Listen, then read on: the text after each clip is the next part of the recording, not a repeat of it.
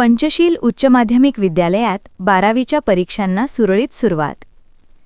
हदगाव शहरातील पंचशील उच्च माध्यमिक विद्यालयात 12वीच्या परीक्षेला सुरळीत सुरुवात झाली आहे। परीक्षा पारदर्शक होण्यासाठी सदर परीक्षा केंद्राच्या दालनात सीसीटीव्ही कॅमेरे बसवण्यात आले आहेत। या परीक्षा केंद्रात कला आणि विज्ञान शाखेचे 300 परीक्षार्थी परीक्षा देत आहेत। संस्थेचे सचिव सुनील सोनुले यांनी परीक्षा सुरू होण्यापूर्वी परीक्षा केंद्राला भेट देऊन परीक्षा पारदर्शक घ्याव्यात अशा सूचना दिल्या।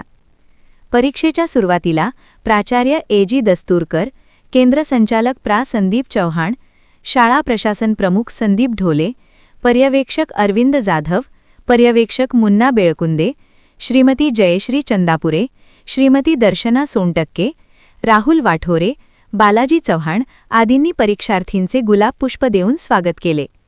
या केंद्रावर केंद्र संचालक म्हणून प्रा संदीप चव्हाण हे काम पाहत असून त्यांना कपिल बहादुरे, प्रा विजयकुमार खिसे हे सहाय्यक म्हणून काम पाहत आहेत।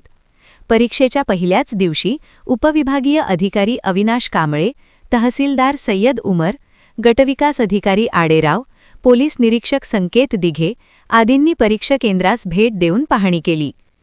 परीक्षार्थींना परीक्षा दालनात जाण्यापूर्वी त्यांची शिक्षक व मॅडम तपासणी करून परीक्षा केंद्रात सोडत आहेत।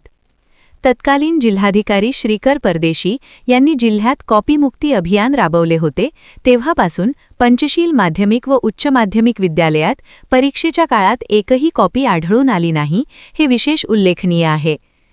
जनसामान्यांच्या प्रहार न्यूजसाठी नांदेड हदगाव प्रतिनिधी अनिल दस्तूरकर।